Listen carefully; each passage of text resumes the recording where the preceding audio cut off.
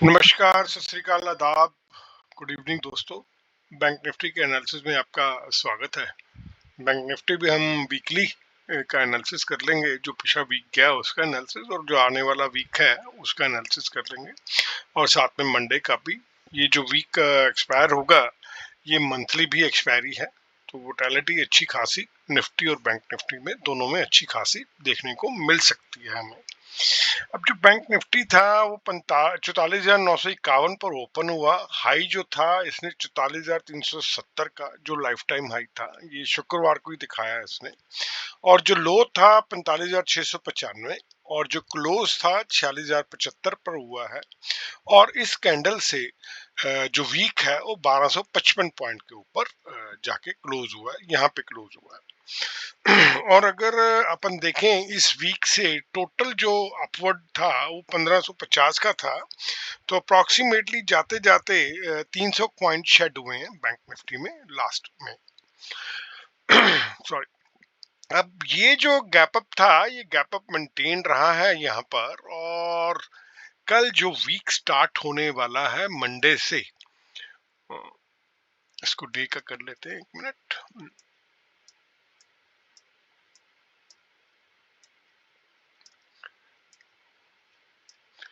जो कल week start होने वाला है मंडे से, उसका भी एनालिसिस कर लेते हैं। अगर आप ये देखेंगे तो ये एक डोजी की फॉर्मेशन हुई है, जहां से चला वहीं पे खत्म हुआ -111 पॉइंट के करीब ये इसका फॉल आया, और सबसे लाइफ टाइम हाई इसने आज ही दिखाया था। और ये भी जो है आपका 517 पॉइंट की थी, ये भी एक हैमर बना था 258 पॉइंट का।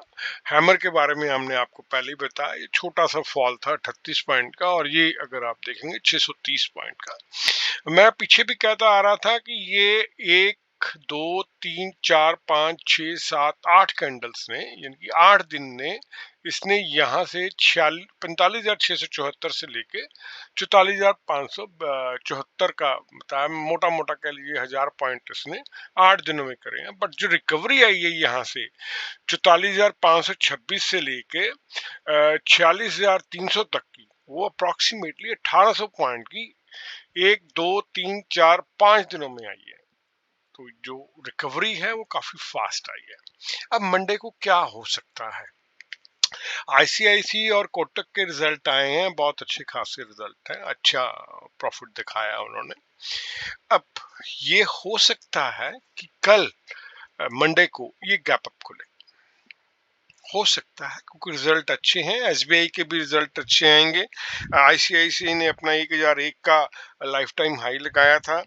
2064 का मेरे ख्याल कोटक का हाई है, वो 1970 के पास था।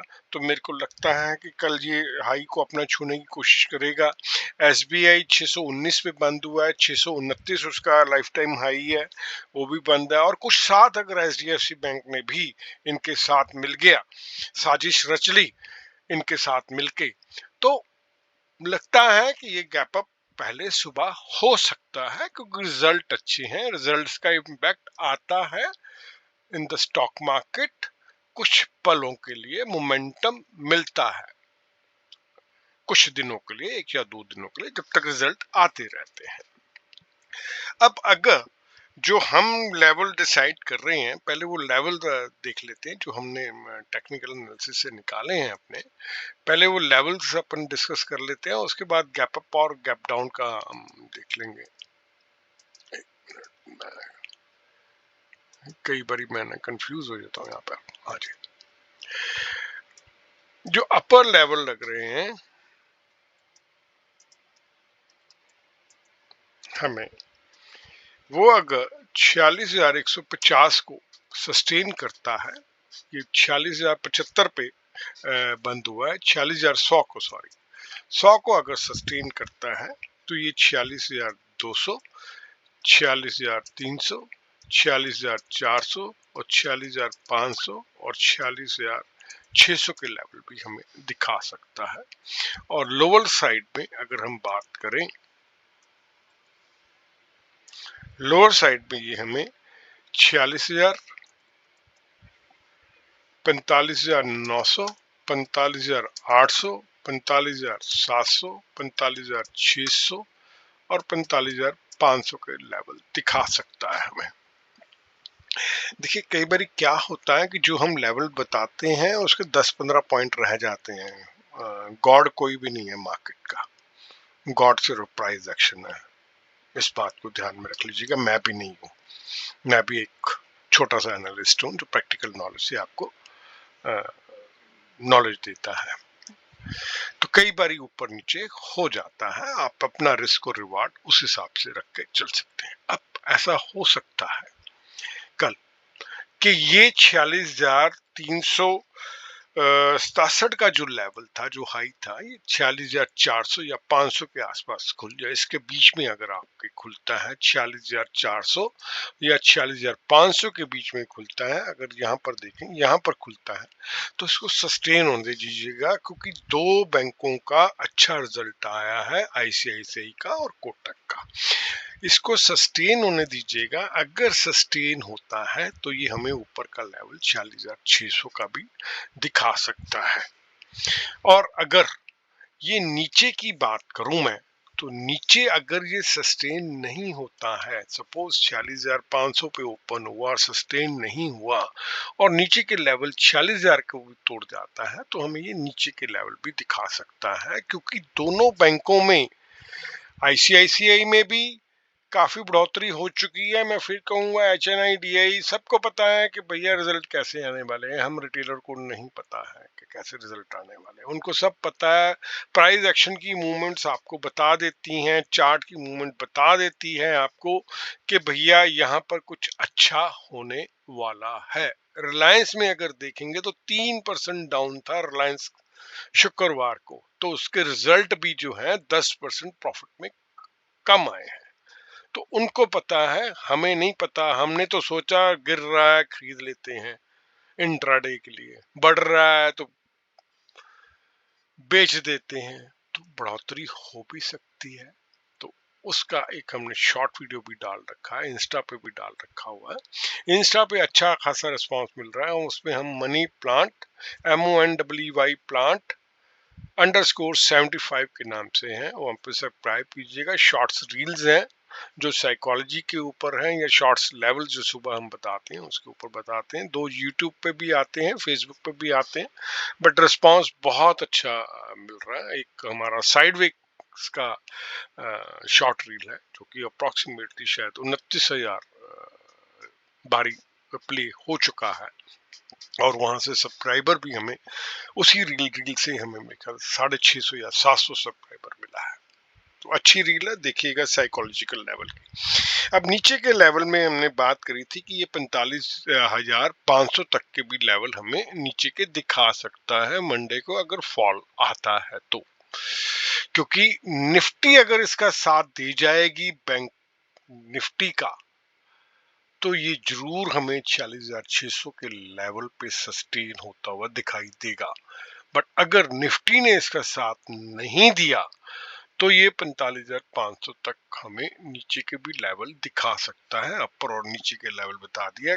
शुक्रवार को भी अगर आप देखेंगे, निफ्टी जो थी बहुत नीचे गिर रही थी, बट बैंक निफ्टी ने 45,370 का लेवल जो टच करा उसको सस्टेन नहीं कर पाया, और 300 पॉइंट की शेडिंग के बाद ये डोजी बना के बैठा हुआ।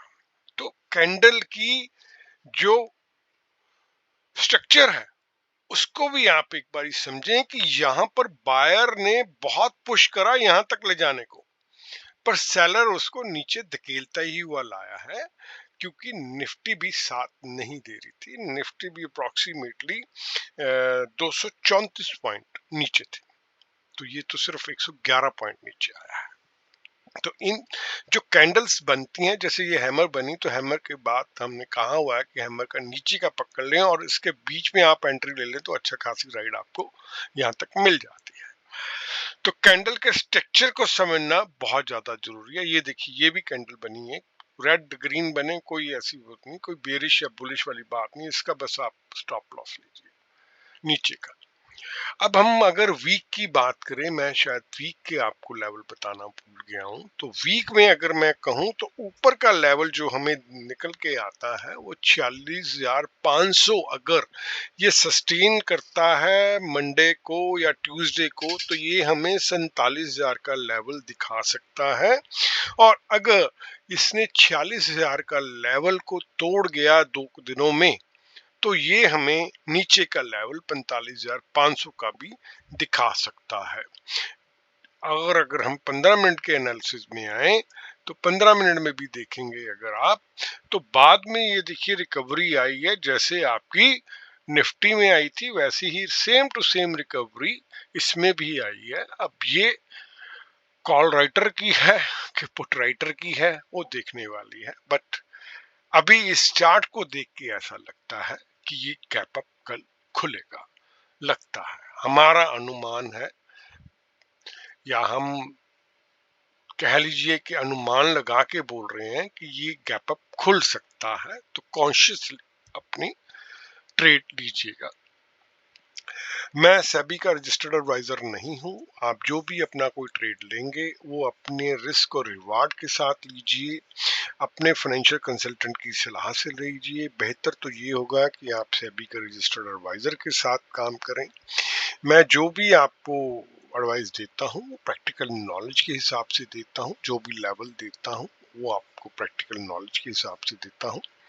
अगर आपको हमारा वीडियो अच्छा लगता है तो कृपया करके, मैं बहुत बहुत आभारी या धन्यवादी या शुक्रवादी या थैंकफुल रहूंगा अगर आप इसको शेयर, कमेंट और सब्सक्राइब करेंगे, तो मेरे को अच्छा लगेगा और मेरी हौसला अफजाई ऐसे वीडियो बनाने में और होती रहेगी। आपका बहुत बहुत धन्यवाद। Happy trading. कैपिटल बचानी है, कैपिटल बचा के काम कीजिएगा। धन्यवाद।